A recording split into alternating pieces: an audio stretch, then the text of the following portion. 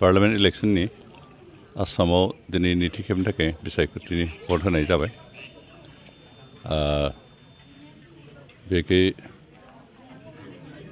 जोंनि दरं उदालगुरि बे समस्तियाव दिलीप कुमार सयकियान जानानै जायफ्रा भट होगोन बिथांमोनखौ साबायखर बावदों आरो गासै रायजो जायफ्रा भट होनो फैदों बिथांमोनखौ साबायखर होदों। आंबो आंनि सेन्टार गोमगामि एलपि स्कुल बेवहाय भट इतिमध्य होबाय। भारतीय नागरिक हिसाबै भटआ जोंनि दायित्व आरो जोंनि बे दायित्वखौ नागरिक हिसाबै जि दायित्व बेखौ आं मावबाय।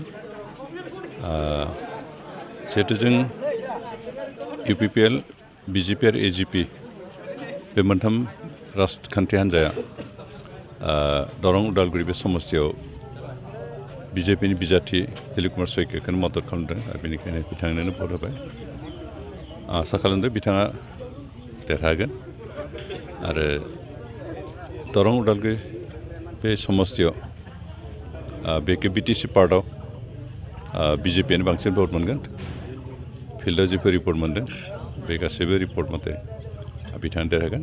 जोंनो मोजां सरकार नांगौ, मोनसे गोग्गो आरो गोहोगोरा बिदि सरकार नांगौ आरो बेबायदि सरकारखौ आथिखालनि जिथु बारहावा बेखौ नायोब्ला BJPआल'सो होनो हागोन, गुबुन रावबो पार्टिया होनो हाया। रायजोफ्रा बेनिखायनो BJPनि सायाव सम्पुर्ण भरसा लाखिदों, आस्था लाखिदों आरो बेनिखायनो दिलीप कुमार सयकियाखौ BJPखौ सरकार बानायनो थाखायनो नरेन्द्र मदिखौ थामथि खेबनि थाखाय गाहाय मन्त्रि खालामनो थाखायनो दिलीप कुमार सयकियाखौ बांसिन सुबुङानो पसन्द खालामदों आरो बिथांनो भट होदों। गोजोननाय मोन्दों जे दिनै रायजो राजाफ्रा लैहोर लैहोर भट गावनि जिथु मोन्थाय, गावनि जिथु पावार अथरिटि जोंनि भारत संबिजिदा होनाय बेखौ बाहायनो फैनायखाय बिथांमोनखौ साबायखर होदों। आं रायजोफोरखौ बेखौनो खावलायदों जे जिहेतु जोंनो गासै जाति जनगोष्ठीखौ समान नोजोर होनानै खामानि मावग्रा बिदि मोनसे सरकार नांगौ आरो बेखौ उन्दै आरो गोग्लैसोना थानाय सुबुंफोरखौ जौगाखांहोनायनि थाखाय खामानि मावग्रा बिदि मोनसे सरकार नांगौ आरो बेबायदि खामानि मावनाय जों थांनाय 10 बोसोर नरेन्द्र मदिनि नेतृत्व जि सरकार बे सरकारखौल'सो मावनाय नुदों। बिनि सिगाङाव जिफोर सरकार दंमोन बिथांमोना खालि गोजौ थाखोनि जौगाखानाय थाखोनि थाखायसो खामानि मावदोंमोन, किन्तु गोग्लैसोनानै थानाय बेकवार्ड जातिफोरनि बेकवार्ड जनगोष्ठीफोरनि थाखाय खामानि मावनायखौ नुवाखैमोन आरो बेनिखायनो जों दुलाराय भारतआव जिहेतु गोबां गोग्लैसोनानै थानाय बेकवार्ड बिदि हारिफोर दं, हारिसाफोर दं आरो बिथांमोनखौ जौगाखांहोनायनि थाखाय खामानि मावनो गोनां दं आरो बेनिखायनो बेबायदि खामानि मावग्रा सरकार दानो थाखाय साफ्रोमबो रायजो राजाफोरनो जाहाथे बिबारनो भट होयो बेखौनो खावलायदों। लोगोसे साफ्रोमबो सुबुङानो गावनि भट होनायनि जि नागरिक हिसाबै जि दायित्व, जि रेसपन्सिबिलिटि बेखौ जाफुंहोनो थाखाय साफ्रोमबो जाहाथे भट सेन्टाराव गावनि भट सेन्टाराव थांनानै भट होयो आं बेखौनो खावलायदों।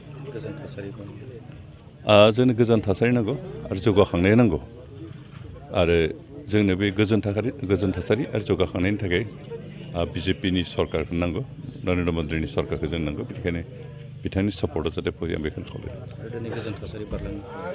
जोंहा बिसायख'थिया थांनाय मोननैसो बिसायख'थि जों नुबोदों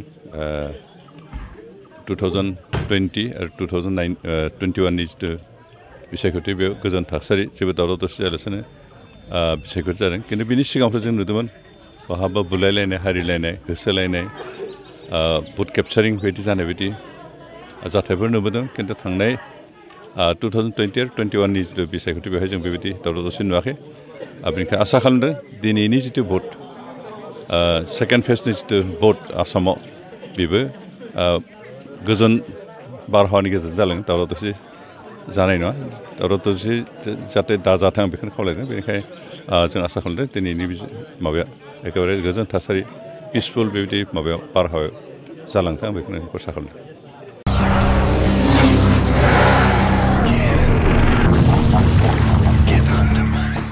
गोजोनथाव खौरां, सेरफांगुरि बाजाज श'रुमा बाजाज बाइक सालायनानै मोजां मोनग्रा रायजो राजाफोरनि थाखाय गोजोनथाव खौरां लानानै फैदों। सेरफांगुरि बाजाज श'रुमा ईद एन्ड बिहु दामाका अफार होगासिनो दं। क'क्राझार जिल्ला सेरफांगुरियाव थानाय फुंखा इन्टारप्राइज बाजाज श'रुमा 22 मार्चनिफ्राय 30 एप्रिलसिम ईद एन्ड बिहु दामाका अफार आरो एक्सेन्सनि खाबुफोर होगासिनो दं।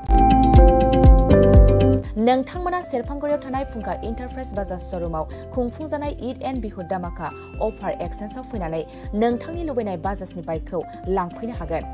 बाजाजनि बाइक सालायनो मोजां मोनग्रा रायजो राजाफोरनि थाखाय फुंखा एन्टारप्राइज बाजाज श'रुमा लोगोसे मोजां अफारबो लानानै फैदों।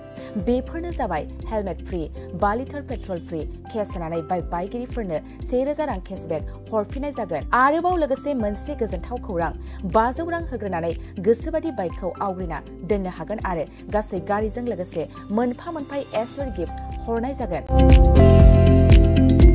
फुंखा एन्टारप्राइज बाजाज श'रुमा 7999 रां बेसेनावनो डाउन पेमेन्ट होनानै बाइक लानो हागोन आरो जायखिजाया बाइकखौनो एक्सचेन्ज खालामनायनि खाबु लानानै फैदों।